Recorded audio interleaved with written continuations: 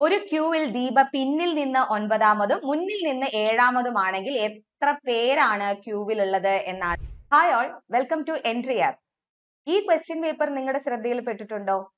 ഈ മാർച്ച് മാസത്തില് കേരള PSC നടത്തിയ ex serviceman LD clerk by ട്രാൻസ്ഫറിൽ ചോദിച്ച മാത്സ് ആൻഡ് മെന്റൽ എബിലിറ്റി ഭാഗം അത് നമ്മൾ ശ്രദ്ധിച്ചിട്ടുണ്ടോ? ഇല്ലെങ്കിൽ തീർച്ചയായിട്ടും നിങ്ങൾ ഈ വീഡിയോ കാണുക.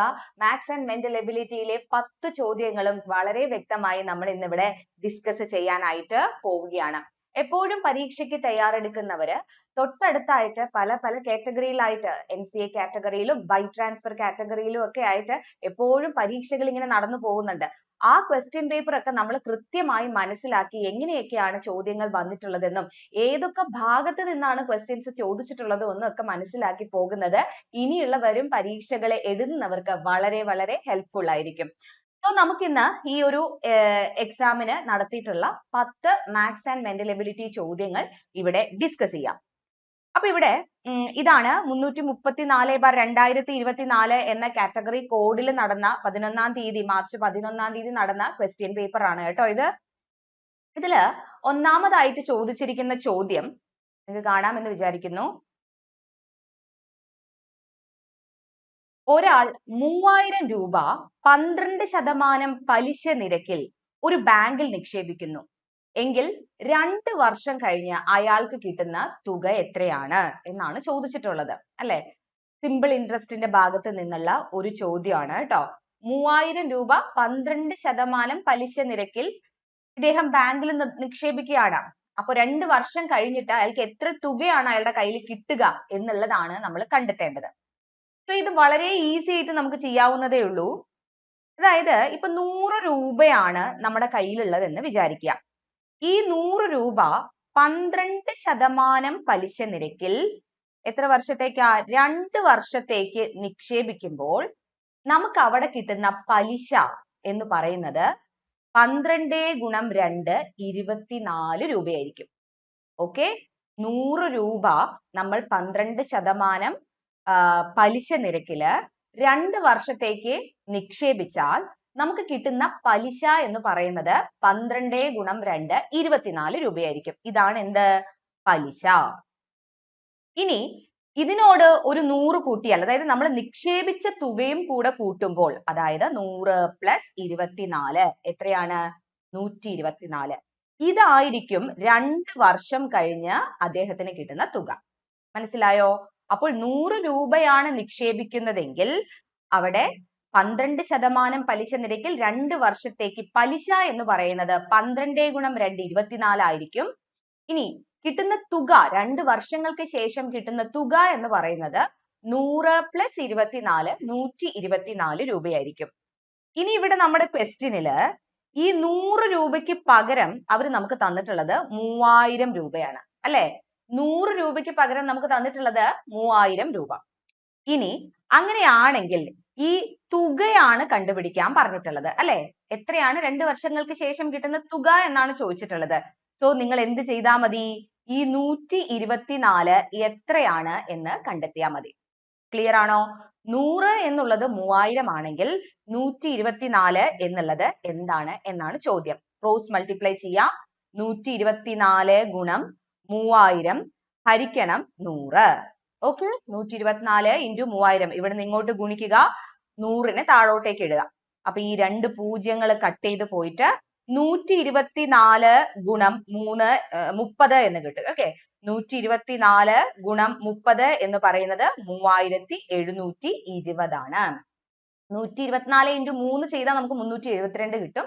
ഇൻറ്റു ഒരു 10 കൂടെ ചെയ്യുമ്പോൾ 3720 എന്ന് കിട്ടുന്നു. സോ ഇവിടെ ആൻസർ ആയിട്ട് വരുന്നത് ഓപ്ഷൻ ഡി ആണ്, 3720 രൂപ. ക്ലിയർ ആയോ?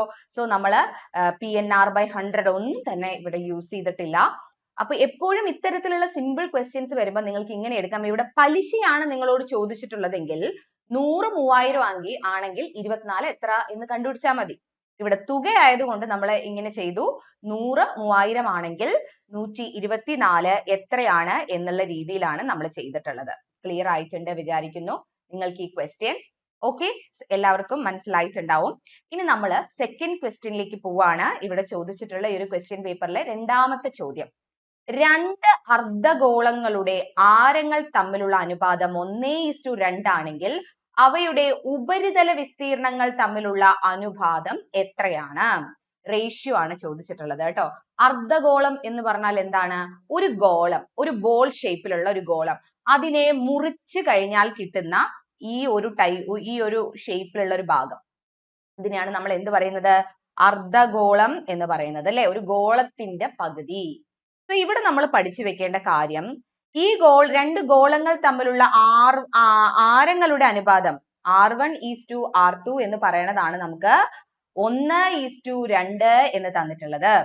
R1:R2 ആണ് 1:2 എന്ന് നമുക്ക് തന്നിട്ടുള്ളത്.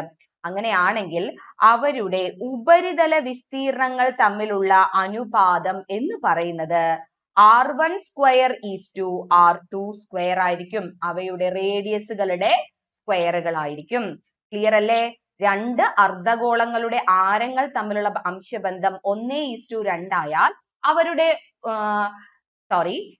രണ്ട് അർദ്ധഗോളങ്ങളുടെ ആരങ്ങൾ തമ്മിലുള്ള അംശബന്ധം R1:R2 ആയാൽ അവരുടെ ഉപരിതല വിസ്തീർണങ്ങൾ തമ്മിലുള്ള അംശബന്ധം R1²:R2² ആയിരിക്കും.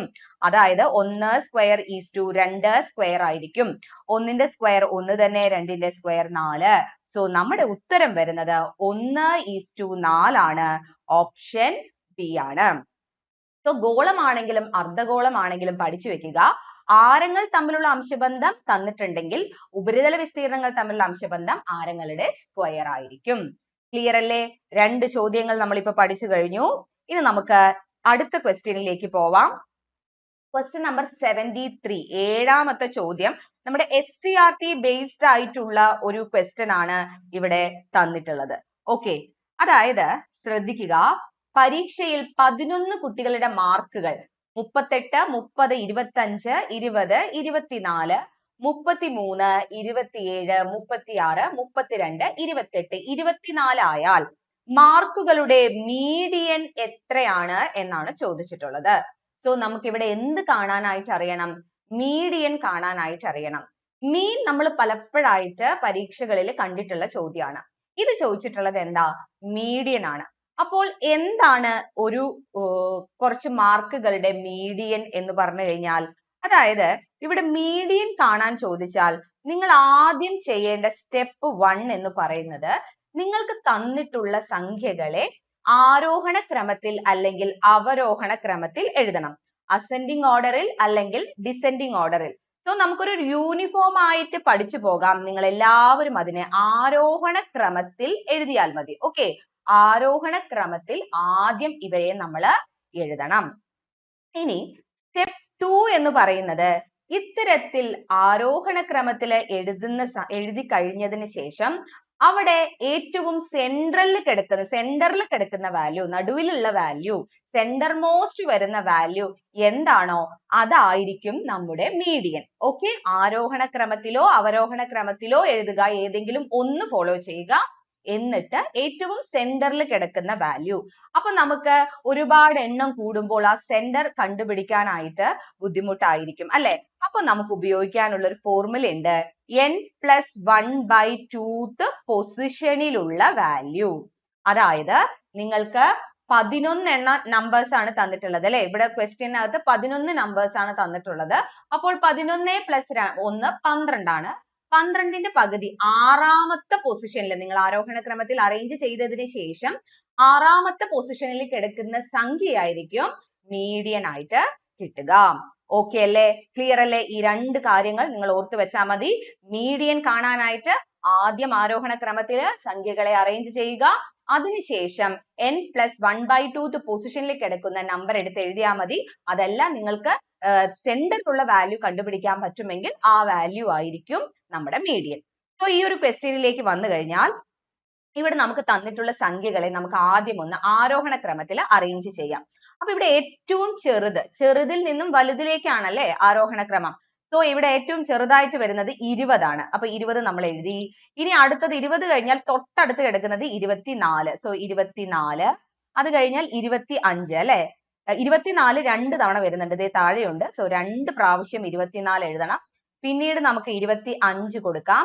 25 കഴിഞ്ഞാൽ പിന്നെ 27 ആണുള്ളത് അല്ലെ 27 കഴിഞ്ഞാൽ 28 then അത് കഴിഞ്ഞാൽ വരുന്നത് 28 29 ഇല്ല 30 കഴിയുമ്പോൾ 32 എഴുതാം 32 കഴിഞ്ഞ് 36 അപ്പൊ നമ്മളൊരു 33 വിട്ടിട്ടുണ്ട് ഇവിടെ ഒരു 33 ഉണ്ട് അപ്പൊ 32 കഴിഞ്ഞ് 33 കഴിഞ്ഞ് 36 ശേഷം ലാസ്റ്റ് വൺ 38 ഇങ്ങനെയാണ് വരുന്നത് അല്ലെ 20 24 25 27 28 30 32 33 36 38 11 സംഖ്യകളും നമ്മൾ എടുത്ത് എഴുതിയിട്ടുണ്ട് ഒരു സംഖ്യ പോലും വിട്ടുപോകരുത് എല്ലാം കൃത്യമായി തന്നെ നമ്മൾ എഴുതണം അപ്പോൾ ഇങ്ങനെ നമ്മൾ സംഖ്യകളെ ആദ്യം ആരോഹണ ക്രമത്തിൽ അറേഞ്ച് ചെയ്തു അല്ലെ എന്നിട്ട് നമ്മൾ എന്ത് നോക്കിയാൽ മതി ഇവിടെ ഏറ്റവും സെന്ററിൽ കിടക്കുന്ന ആള് 11 സംഖ്യകൾ ഉണ്ടെങ്കിൽ ആറാമത്തെ സംഖ്യ ആയിരിക്കും സെന്ററിൽ വരുന്നത് അല്ലെ ആറാമത്തെ സംഖ്യ ആയിട്ട് വരുന്നത് ദേ ഈ ആളാണ് നോക്കൂ ഈ 28ന്റെ ഇടതുവശത്ത് 5 സംഖ്യകൾ നിങ്ങൾക്ക് കാണാം വലതുവശത്തും 5 സംഖ്യകൾ നിങ്ങൾക്ക് കാണാം സോ 28 ആണ് ഏറ്റവും നടുവിലായിട്ടുള്ളത് അല്ലെ അപ്പോ ഈ 28 ആണ് നമുക്ക് മീഡിയൻ എന്ന് അറിയപ്പെടുന്നത് ഇതിന് മറ്റൊരു പേരും കൂടെ പറയും മധ്യാങ്കം എന്ന് കൂടെ പറയും കേട്ടോ അപ്പൊ മധ്യാങ്കം എത്ര എന്ന് ചോദിച്ചാലും മീഡിയൻ എത്ര എന്ന് ചോദിച്ചാലും ഇങ്ങനെ തന്നെയാണ് നമ്മൾ ആൻസർ കാണേണ്ടത് ഇനി ഞാൻ നേരത്തെ പറഞ്ഞതുപോലെ തന്നെ ഇവിടെ n+1/2th പൊസിഷനിൽ ഉള്ളത് എന്ന് പറയുന്നതും ഈ ഒരു ആൻസർ തന്നെയാ കിട്ടുക അതായത് 11+1/2 അല്ലെ ആ ഒരു പൊസിഷനില് 12/2 എന്ന് പറയുമ്പോ ആറാമത്തെ പൊസിഷനിൽ ഉള്ള നമ്പർ അതായത് 1 2 3 4 5 6 കണ്ടോ ആറാമത്തെ പൊസിഷനിൽ 28 ആണ് കിട്ടുന്നത് ഇനി ഇവിടെ ശ്രദ്ധിക്കേണ്ട മറ്റൊരു കാര്യം എന്ന് പറയുന്നത് ഈ 11 കുട്ടികളുടെ മാർക്കുകൾ ആയതുകൊണ്ടാണ് നമുക്ക് സെന്ററിൽ കറക്റ്റ് ആയിട്ട് ഒരു നമ്പർ കിട്ടിയത് അപ്പൊ സപ്പോസ് നിങ്ങൾക്ക് 10 കുട്ടികളുടെ ആണ് തരുന്നത് എന്ന് വെക്കുക 10 കുട്ടികളുടെ ആണെങ്കിൽ നിങ്ങൾക്ക് സെന്ററിൽ ഇപ്പൊ നമ്മൾ ഒരു 6 എണ്ണം ഞാൻ ഇങ്ങനെ എഴുതാണ് 6 കുട്ടികളുടെ മാർക്ക് ആണെങ്കിൽ ഇങ്ങനെയാണ് 6 കുട്ടികളുടെ മാർക്ക് അപ്പൊ ഇവിടുത്തെ ഒരു സെന്ററിലെ ഒരാളെ നമുക്ക് കിട്ടില്ല അല്ലെ ഇപ്പൊ സപ്പോസ് ഇത് എക്സും വൈയും ആണ് നടുവിലുള്ളതെങ്കിൽ ഇവിടെ സെന്ററിൽ ആരാണെന്ന് നമുക്ക് അറിയില്ല ആ ഒരു സിറ്റുവേഷനിൽ നമ്മൾ ചെയ്യേണ്ടത് ഈ സെന്ററിലുള്ള രണ്ടു പേരെയും കൂട്ടി 2 കൊണ്ട് ഹരിച്ചാൽ കിട്ടുന്നതാണ് നമ്മുടെ മീഡിയൻ മനസ്സിലാവുന്നുണ്ടോ അപ്പോ ഒരു കാര്യം മനസ്സിലാക്കി വെച്ചാൽ മതി എണ്ണം ഈവൻ നമ്പർ ആയാൽ എണ്ണം ഇരട്ട സംഖ്യ ആയാൽ സെന്ററിൽ 2 ആൾക്കാരുണ്ടാവും അപ്പോൾ ഉള്ള മീഡിയൻ എന്ന് പറയുന്നത് ആ രണ്ടുപേരെയും കൂട്ടി 2 കൊണ്ട് ഹരിക്കണം സ്റ്റെപ്പ് 1 അതുപോലെ തന്നെ ആരോഹണ ക്രമത്തിൽ എഴുതുക മീഡിയൻ കാണാനായിട്ട് ആ രണ്ടുപേരെയും കൂട്ടി 2 കൊണ്ട് ഹരിക്കാം ഓക്കെ ഇനി എണ്ണം ഓഡ് നമ്പർ ആയാൽ അതായത് 11 13 7 തുടങ്ങിയ ഓഡ് നമ്പർ ആണെങ്കിൽ നമുക്ക് കൃത്യമായിട്ട് സെന്ററിൽ ഒരാളെ കിട്ടും അതായിരിക്കും മീഡിയൻ ആയിട്ട് വരുന്നത് ക്ലിയർ അല്ലേ അപ്പൊ മീഡിയനുമായി ബന്ധപ്പെട്ട എല്ലാ കാര്യങ്ങളും നമ്മൾ ഇപ്പൊ പറഞ്ഞു കഴിഞ്ഞിട്ടുണ്ട് ഓപ്ഷൻ സി ആണ് 28 ആണ് ഇവിടെ നമ്മുടെ ഈ ഇത്രയും കുട്ടികളുടെ മാർക്കുകളുടെ മീഡിയൻ എന്ന് പറയുന്നത് ക്ലിയർ ആണല്ലോ അടുത്ത ചോദ്യം നോക്കാം ക്ലോക്ക് ആണ് കേട്ടോ ഒരു ക്ലോക്കിൽ സമയം 8:20 PM കാണിക്കുന്നു എങ്കിൽ അവിടെ ഒരു ക്ലോക്കിൽ സമയം 8:20 കാണിക്കുന്നു എങ്കിൽ മിനിറ്റ് സൂചിയും മണിക്കൂർ സൂചിയും തമ്മിലുള്ള കോണളവ് എത്രയാണ് എന്നാണ് ചോദ്യം കേട്ടോ അപ്പൊ കോണളവ് കാണാനായിട്ട് നമ്മൾ സാധാരണഗതിയിൽ ഉപയോഗിക്കാറുള്ള ഫോർമുല 30h - 11/2 m എന്നാണ് കോണളവ് കാണാൻ കേട്ടോ കോണളവ് അല്ലെ കോണളവ് സമം 30h - 11/2 ഇവിടെ അവർ ആണ് h അതായത് അവർ നമുക്ക് എത്ര തന്നിരിക്കുന്നത് 8 മണി അല്ലെ ഇനി മിനിറ്റ് അതാണ് എന്ത് 20 മിനിറ്റ് m ആണ് 20 അത് അങ്ങ് സബ്സ്റ്റിറ്റ്യൂട്ട് ചെയ്ത് കൊടുത്താൽ 30 ഗുണം 8 മൈനസ് 11/2 ഗുണം 20 എന്ന് കിട്ടും 20-ല് 2 10 തവണ പോകും then ഇവിടെ 240 മൈനസ് 110 എന്ന് വരും 130 ഡിഗ്രി ആയിരിക്കും നമ്മുടെ കോണളവ് വരുന്നത് ഓപ്ഷൻ ബി ആണ് നമ്മുടെ കറക്റ്റ് ആൻസർ സോ ഇവിടെ ഓർത്തിരിക്കേണ്ട ഒരു കുഞ്ഞു ഫോർമുലയേ ഉള്ളൂ ഇത് അങ്ങ് പഠിച്ചു വെച്ചാൽ മതി അറിയാത്തവര് കോണളവ് കണ്ടുപിടിക്കാൻ 30h മൈനസ് 11/2 m എന്താണ് 30h മൈനസ് 11/2 m എന്നാണ് അതിൽ h എന്ന് പറയുന്നത് മണിക്കൂറാണ് 8:20 PM എന്ന് പറയുമ്പോൾ 8 മണിക്കൂർ 20 മിനിറ്റ് അല്ലെ അപ്പോൾ h ന്റെ സ്ഥാനത്ത് 8ഉം മിനിറ്റിന്റെ സ്ഥാനത്ത് 20 കൊടുക്കാം. സോ നമുക്ക് ആൻസർ 130 ഡിഗ്രി എന്ന് കിട്ടും. ക്ലിയർ അല്ലേ? അടുത്ത ചോദ്യത്തിലേക്ക് പോവാം. 75ാമത്തെ ചോദ്യം കേട്ടോ. അപ്പൊ നമ്മുടെ 5ാമത്തെ ചോദ്യം. 12 + 17 - 12 × 3 + 72 ഡിവൈഡഡ് ബൈ 8 ബോർഡ് മാസ് അല്ലെ? നിങ്ങൾക്ക് എല്ലാവർക്കും അറിയാം ബോർഡ് മാസ് റൂൾ. എപ്പോഴും ഇത്തരത്തിൽ ക്രിയകൾ ചെയ്യാനുള്ള ചോദ്യങ്ങൾ ചോദിക്കുമ്പോൾ നിങ്ങൾ ബോർഡ് മാസ് രീതിയിൽ വേണം ചെയ്യാനായിട്ട്. ബ്രാക്കറ്റ് ഉണ്ടെങ്കിൽ അതിനകത്തുള്ളത് ചെയ്യണം. ഓഫ് ഉണ്ടെങ്കിൽ അതാണ് പിന്നീട് ചെയ്യേണ്ടത്. ഡിവിഷൻ ഹരണം കഴിഞ്ഞ് മൾട്ടിപ്ലിക്കേഷൻ അഥവാ ഗുണനം, അത് കഴിഞ്ഞ് അഡിഷൻ സങ്കലനം, ദെൻ സബ്ട്രാക്ഷൻ വ്യവകലനം, മൈനസ് ചെയ്യുക. അപ്പൊ ഈ ഒരു ഓർഡറിൽ വേണം ഏതൊരു സംഖ്യകളുടെ ക്രിയകൾ ചെയ്യാൻ തന്നാലും നമ്മൾ ചെയ്യേണ്ടത്. സോ ഇവിടെ തന്നിരിക്കുന്ന സംഖ്യകൾ ഏതൊക്കെയാണ്? ഒന്നെടുത്ത് എഴുതി നോക്കാം നമുക്ക്. ഇവിടെ 12 + 17 - 12 × 3 + 72 ഹരിക്കണം 8 ഇങ്ങനെയാണ് തന്നിട്ടുള്ളത് അല്ലെ? സോ നമുക്ക് ബ്രാക്കറ്റിന്റെ അകത്തുള്ളത് കണ്ടോ, ബ്രാക്കറ്റിന്റെ അകത്തുള്ളതാണ് ആദ്യം ചെയ്യേണ്ടത്. അത് കഴിഞ്ഞാൽ പിന്നെ ഡിവിഷൻ ആണ് നമ്മൾ ചെയ്യേണ്ടത്. സോ നമുക്ക് ഒരൊറ്റ സ്റ്റെപ്പിൽ ഇത് രണ്ടും തന്നെ ചെയ്യാം. അതായത് 12 + 17 - 12 എന്ന് പറഞ്ഞാൽ 5 ആണ്. 5 × 3 ബ്രാക്കറ്റിനുള്ളിലുള്ളത് ചെയ്തപ്പോൾ 5 കിട്ടി. പിന്നെ × 3 അതുപോലെ തന്നെ എഴുതി. പ്ലസ് ഇവിടെ 72നെ 8 കൊണ്ട് ഹരിച്ചാൽ 9 × 8 72 അല്ലെ? 9 എന്ന് കിട്ടും. ഇനി നോക്കൂ, ഇവിടെ പ്ലസും ഗുണനവും ആണ് ആകെ കൂടിയുള്ള ചിഹ്നങ്ങൾ അല്ലെ? സോ പ്ലസ് അഡിഷനും മൾട്ടിപ്ലിക്കേഷനും വന്നാൽ നമ്മൾ ആരാണ് ആദ്യം ചെയ്യേണ്ടത്? യെസ്, മൾട്ടിപ്ലിക്കേഷൻ ആണ് ആദ്യം ചെയ്യേണ്ടത് അല്ലെ?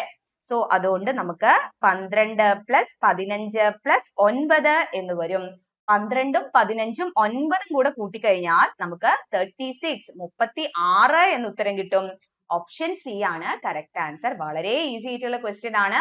സോ ബോർഡ് മാസ് റൂള് മറക്കരുത്. ബ്രാക്കറ്റ്, ഓഫ് അല്ലെങ്കിൽ ഓപ്പൺ എന്നൊക്കെ പറയും. Divide, multiply, add, subtract. എപ്പോഴും ഈ ഒരു റൂൾ ഫോളോ ചെയ്ത് വേണം നിങ്ങൾ എല്ലാ ക്രിയകളും ചെയ്യാനായിട്ട്. ഓക്കെ അല്ലേ? യെസ്. അടുത്ത ക്വസ്റ്റ്യൻ നോക്കാം. ഒരു കോഡ് ഭാഷയിൽ വൈറ്റ് എന്ന വാക്ക് ZKLWH എന്നാണ് സൂചിപ്പിച്ചിരിക്കുന്നത് എങ്കിൽ ബ്ലാക്ക് എന്ന വാക്കിനെ സൂചിപ്പിക്കുന്നത് എങ്ങനെയാണ് എന്നാണ് ചോദിച്ചിട്ടുള്ളത്.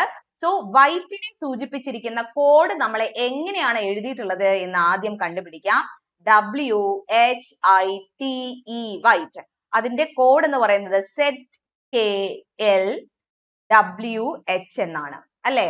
അപ്പോൾ ആദ്യത്തെ ഇവരെ രണ്ടുപേരെയും തമ്മിൽ നോക്കിക്കേ. W കഴിഞ്ഞ് എത്രാമത്തെ ലെറ്റർ ആണ്? Z.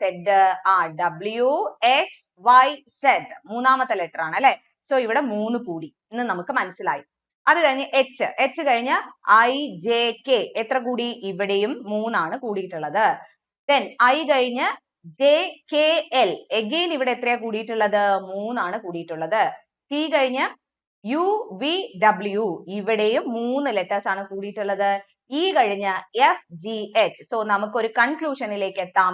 ഇവിടെ വൈറ്റ് എന്നുള്ളതിന്റെ കോഡ് എഴുതിയിട്ടുള്ളത് ഓരോ ലെറ്റർ കഴിഞ്ഞുമുള്ള മൂന്നാമത്തെ ലെറ്റർ ആണ് എടുത്തിട്ടുള്ളത്. സോ അതേപോലെ തന്നെ നമുക്ക് എന്ത് എഴുതിയാൽ മതി? ബ്ലാക്ക് എഴുതിയാൽ മതി. അപ്പൊ ബ്ലാക്ക് എങ്ങനെയാ വരികയെന്ന് നോക്കൂ. BLACK എന്നാണ് വരുന്നത് അല്ലെ?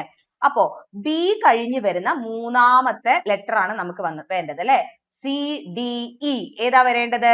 E എന്നാണ് വരേണ്ടത്.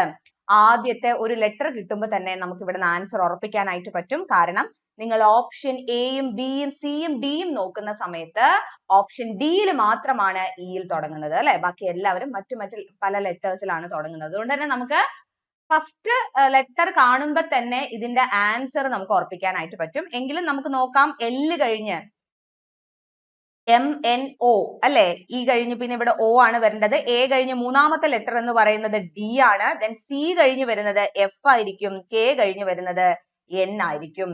EODFN എന്നുള്ളതാണ് നമുക്ക് ആൻസർ ആയിട്ട് വരിക. ഓപ്ഷൻ ഡി ആണ് കറക്റ്റ് ആൻസർ ആയിട്ട് വരുന്നത്. ഓക്കെ അല്ലേ? ക്ലിയർ അല്ലേ? മനസ്സിലായില്ലേ? സിമ്പിൾ ആയിട്ടുള്ള ചോദ്യമാണ്. കോഡിംഗ് ആൻഡ് ഡീകോഡിംഗ് ഭാഗത്ത് നിന്ന് വരുന്നത്. then ഒറ്റയാനെ കണ്ടെത്തുക.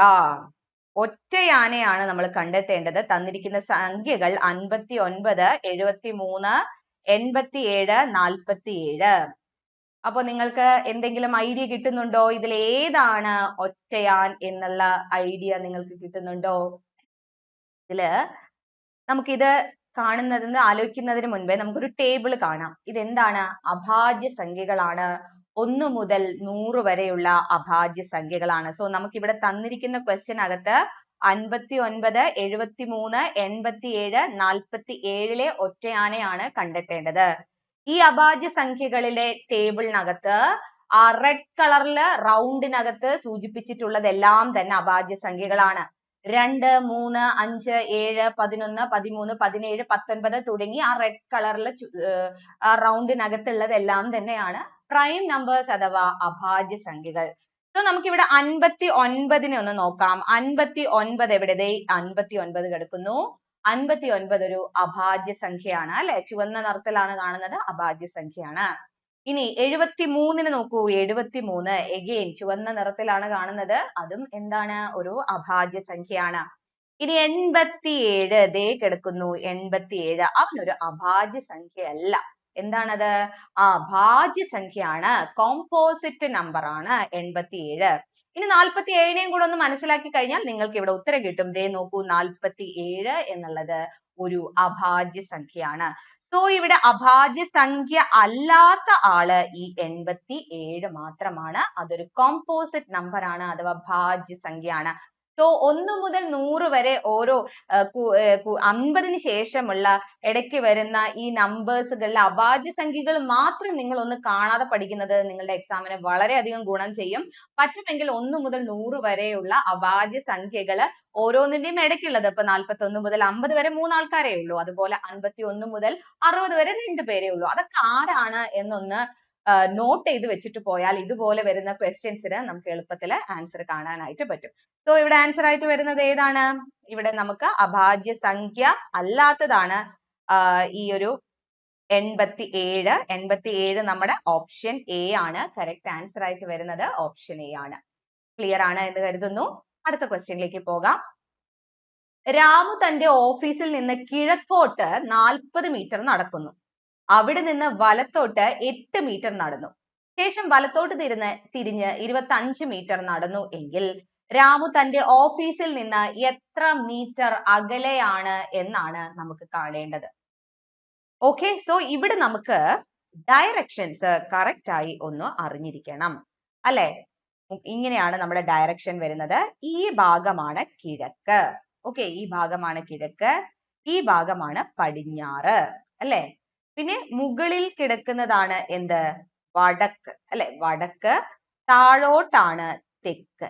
ഈ ദിശകളാണ് നിങ്ങൾ ആദ്യമായിട്ട് പഠിച്ചിരിക്കേണ്ടത്. കിഴക്ക്, പടിഞ്ഞാറ്, വടക്ക്, തെക്ക്. ഓക്കെ, നമ്മളിപ്പോ ഒരു ഇന്ത്യ മാപ്പ് ഒക്കെ കൺസിഡർ ചെയ്യുകയാണെങ്കിൽ ഗുജറാത്തിന്റെ ഒക്കെ ഭാഗം പടിഞ്ഞാറാണ്, അരുണാചൽ പ്രദേശിന്റെ ഒക്കെ ഭാഗം കിഴക്കാണ്, മുകളില് നമ്മുടെ ഡൽഹി, കാശ്മീർ തുടങ്ങിയ ഭാഗങ്ങളെല്ലാം വരുന്നത് എവിടെയാണ്? ജമ്മു കാശ്മീർ ഒക്കെ വരുന്നത് വടക്കാണ്. പിന്നെ നമ്മുടെ കേരളം അല്ലെ തെക്ക് ഭാഗത്താണ് വരുന്നത്. അപ്പൊ ഈ ദിശകള് നമ്മൾ കൃത്യമായി മനസ്സിലാക്കി വെക്കുക. ഇനി നമുക്ക് ഈ കഥ എങ്ങനെ ഒന്ന് വരച്ചു നോക്കാം. അപ്പൊ രാമു തന്റെ ഓഫീസിൽ നിന്ന്, ഇപ്പൊ ഇതാണ് ഓഫീസ്, ഒരു പോയിന്റ്, സ്റ്റാർട്ടിംഗ് പോയിന്റ്. അവിടെ നിന്ന് കിഴക്കോട്ട് 40 മീറ്റർ നടന്നു. അപ്പൊ 40 മീറ്റർ എന്ന് പറയുമ്പോൾ കിഴക്ക് വശത്തോട്ടാണ് നമ്മൾ വരയ്ക്കേണ്ടത്. അപ്പൊ കിഴക്ക് എന്ന് പറയുമ്പോൾ ഈ ഒരു ഡയറക്ഷൻ ആണ് അല്ലെ? സോ കിഴക്കോട്ട് എത്ര മീറ്റർ ആണ്? ചുമ്മാ കുറച്ചൊരു ലൈൻ വരയ്ക്കുക, ഒരു നീട്ടിയ ഒരു ലൈൻ വരയ്ക്കുക. 40 മീറ്റർ നടന്നു. അവിടെ നിന്ന് എന്താ ചെയ്തത്? ഇപ്പൊ രാമു കിഴക്കോട്ട് നോക്കിയിട്ടാണ് നിൽക്കുന്നത്. അപ്പൊ നിങ്ങൾ കിഴക്കോട്ട് നോക്കുകയാണെങ്കിൽ നിങ്ങൾ വലത്തോട്ട് ഏത് വശത്തേക്കാ തിരിയുക എന്നൊന്ന് ആലോചിച്ചാൽ മതി. നിങ്ങളാണ് അവിടെ നിൽക്കുന്നത് എന്ന് വിചാരിക്കുക. എന്നിട്ട് നിങ്ങൾ അവിടെ നിന്ന് വലത്തോട്ട് തിരിയുമ്പോൾ ഏത് വശത്തേക്കാ തിരിയുക? നിങ്ങൾ ഇവിടെയാണ് നിൽക്കുന്നതെങ്കിൽ നിങ്ങളുടെ വലത് ഭാഗം, വലത് കൈ ഇരിക്കുന്ന ഭാഗം എന്ന് പറയുന്നത് ഇങ്ങോട്ടാണ് അല്ലെ? അപ്പൊ ഇങ്ങോട്ടേക്ക് നിങ്ങൾ എത്ര മീറ്റർ ആണ് രാമു പോയത്? 8 മീറ്റർ ആണ് നടന്നിട്ടുള്ളത്. 8 മീറ്റർ നടന്നു. അതിനുശേഷം എന്ത് ചെയ്തു? ശേഷം വീണ്ടും വലത്തോട്ട്. അപ്പൊ നിങ്ങൾ ഇപ്പൊ നോക്കി നിൽക്കുന്നത് തെക്കോട്ടാണ്. ഇനി നിങ്ങൾ അവിടുന്ന് വലത്തോട്ട് തിരിഞ്ഞാൽ ഏത് ഭാഗത്തേക്കായിരിക്കും തിരിയാന്നൊന്ന് ആലോചിച്ച് നോക്കൂ. ഇങ്ങോട്ടേക്കല്ലേ തിരിയാ വലത്തോട്ട് എന്ന് പറയുമ്പോ? അതായത് ഫേസ് ചെയ്തത് ഇങ്ങോട്ടേക്കാണ്. ഇങ്ങോട്ടേക്ക് നോക്കി നിൽക്കുമ്പോൾ വലത്തോട്ട് തിരിയാവുന്ന വലത് ഭാഗത്തേക്ക് മാറുക. അപ്പൊ ഈ ഒരു വശത്തേക്ക് എത്ര മീറ്റർ നടന്നു എന്നാ പറയുന്നത്? 25 മീറ്റർ നടന്നു എന്നാണ് പറയുന്നത്. ഓക്കെ, ഇനി അങ്ങനെയാണെങ്കിൽ രാമു തന്റെ ഓഫീസിൽ നിന്ന് എത്ര മീറ്റർ അകലെ? അപ്പൊ രാമു തുടങ്ങിയത് ഈ ഒരു ഭാഗത്ത് നിന്ന് തുടങ്ങി, ദെൻ അവസാനിച്ചത് ഈ ഒരു ഭാഗത്താണ് അല്ലെ? അപ്പോ അങ്ങനെയാണെങ്കിൽ ആ ഓഫീസും, ഇതാണ് ഓഫീസ്, ഇനി വീടല്ല, ഇപ്പൊ നിൽക്കുന്ന ഭാഗത്തേക്കുള്ള ഡിസ്റ്റൻസ് ആണ് നമുക്ക് കാണേണ്ടത്. അതായത് ഈ ഒരു ഡിസ്റ്റൻസ് ആണ് നിങ്ങൾക്ക് കണ്ടെത്തേണ്ടത്. മനസ്സിലാവുന്നുണ്ടോ? ഈ ഒരു അറ്റം വരെയുള്ള ഈ ഒരു ഡിസ്റ്റൻസ് ആണ് കണ്ടെത്തേണ്ടത്. സോ അത് കണ്ടെത്താനായിട്ട് നമുക്ക് ചെറിയൊരു കാര്യം നോക്കാം. ഇവിടെ ഒരു 8 മീറ്റർ നിങ്ങൾക്ക് കാണുന്നുണ്ട് അല്ലെ? അങ്ങനെയാണെങ്കിൽ ഇവിടുന്ന് ഇങ്ങോട്ടേക്ക്, അതായത് ഈ ഒരു 25 മീറ്റർ ഇവിടെ വന്ന് ജോയിൻ ആയി കഴിഞ്ഞാൽ, ഈ ഒരു 25 മീറ്റർ ഇങ്ങനെ വന്നിട്ട് ഇതിനെ നമുക്കൊരു റെക്ടാംഗിൾ ആയിട്ട് കൺസിഡർ ചെയ്ത് കഴിഞ്ഞാൽ ഇവിടെ 8 മീറ്റർ തന്നെ ആയിരിക്കും അല്ലെ? അല്ലെ? അപ്പുറത്തെ സൈഡ് 8 മീറ്റർ ആണെങ്കിൽ ഇപ്പുറത്തെ സൈഡും എന്താണ്? 8 മീറ്റർ തന്നെ ആയിരിക്കും. ഇനി ഇവിടുന്ന് ഇത്രയും ഭാഗം നമുക്ക് 25 മീറ്റർ ആണെന്ന് തന്നിട്ടുണ്ട് അല്ലെ? ഇനി ഇവിടുത്തെ ടോട്ടൽ ലെങ്ത് ഇവിടുന്ന് ഇവിടം വരേക്ക് എത്രയാണ്? അത് 40 മീറ്റർ അല്ലേ? 40 മീറ്റർ അല്ലേ? അങ്ങനെയെങ്കിൽ ഇത്രയും കിടക്കുന്ന ഭാഗം എത്ര മീറ്റർ ആയിരിക്കും എന്നൊന്ന് നിങ്ങൾ ആലോചിച്ച് നോക്കിയിട്ടുണ്ടോ? അതായത് ഈ 40ൽ നിന്നും ഈ 25 ഒന്ന് മൈനസ് ചെയ്താൽ മതി. അതായത് 15 മീറ്റർ ആയിരിക്കും ഈ ഒരു ഭാഗത്തുള്ള ലെങ്ത് അല്ലെ? ഇവിടേക്ക് വരുന്ന ലെങ്ത്, ഈ ഒരു ഡിസ്റ്റൻസ് എന്ന് പറയുന്നത് എത്രയാണ്? 15 മീറ്റർ ആണ്. എങ്ങനെയാ നമുക്ക് കിട്ടിയത്? ടോട്ടൽ 40 മീറ്റർ ആണ്. അവിടുന്ന് ആ 25 മീറ്ററിനെ ഒഴിവാക്കി അല്ലെ? ടോട്ടൽ 40 മീറ്ററിനെ 25 മീറ്ററിനെ ഒഴിവാക്കുമ്പോൾ 15 മീറ്റർ. അതല്ലെങ്കിൽ ഈ 15ഉം 25ഉം കൂടെ കൂട്ടുമ്പോഴാണ് നമുക്ക് എന്ത് കിട്ടുന്നത്? 40 കിട്ടുന്നത്. അപ്പൊ നമുക്കിനി കണ്ടെത്തേണ്ടത് ഈ ബ്ലൂ കളറിൽ ഞാൻ ഡോട്ടഡ് ആയിട്ട് വരച്ചിട്ടുള്ള ഈ ഒരു ലെങ്ത് ആണ്. അത് കണ്ടുപിടിക്കാനായിട്ട് നമ്മൾ ആദ്യം മനസ്സിലാക്കേണ്ടത് ഇതൊരു മട്ടത്രികോണമാണ്. എന്താണ്? മട്ടത്രികോണമാണ്. മട്ടത്രികോണത്തിന്റെ കർണമാണ് ആ ഏണി ചെരിച്ചു വെച്ച പോലെ ഒരു ഭാഗം നിങ്ങൾക്ക് കാണാം. അതാണ് കർണം അഥവാ ഹൈപ്പോട്ടിന്യൂസ്. അതാണ് നിങ്ങൾ കണ്ടെത്തേണ്ടത്. താഴെ ബേസ് ഉണ്ട്, പാദം 15 മീറ്ററും ലംബം ആൾട്ടിറ്റ്യൂഡ് എന്ന് പറയുന്നത് 8 മീറ്ററുമാണ്. സോ അതൊന്ന് നമുക്ക് കണ്ടെത്താം. അതിനായിട്ട് ഇവിടെ നോക്കുക, നമുക്കൊരു ഫോർമുലയുണ്ട്. കർണം എന്ന് പറഞ്ഞാൽ എന്താണ്? കർണം സമം റൂട്ട് ഓഫ് പാദം സ്ക്വയർ പ്ലസ് ലംബം സ്ക്വയർ ആണ്. കർണം സമം റൂട്ട് ഓഫ് പാദം സ്ക്വയർ പ്ലസ് ലംബം സ്ക്വയർ. സോ നമ്മുടെ കയ്യിലുള്ള മട്ടത്രികോണം ഈ ഒരു രീതിയിലാണുള്ളത്.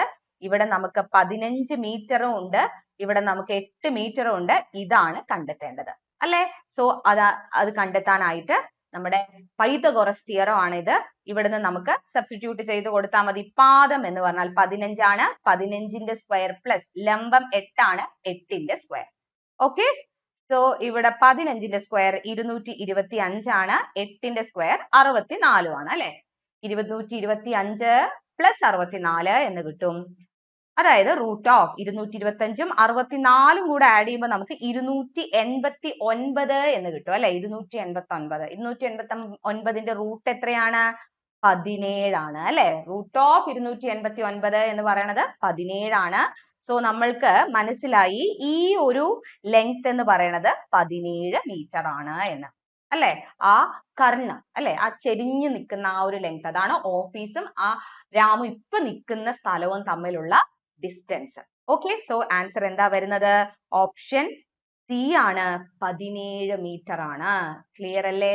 ഓക്കെ അല്ലേ? വളരെ ഇമ്പോർട്ടന്റ് ആയിട്ടുള്ള എപ്പോഴും പരീക്ഷയ്ക്ക് ചോദിക്കുന്ന ഒരു ഡയറക്ഷന്റെ ഭാഗത്ത് നിന്നുള്ള ഒരു ക്വസ്റ്റ്യൻ ആണ്. കൃത്യമായി മനസ്സിലാക്കി വെക്കുക. കർണം കാണാൻ റൂട്ട് ഓഫ് പാദം സ്ക്വയർ പ്ലസ് ലംബം സ്ക്വയർ ആണ് ചെയ്യേണ്ടത്.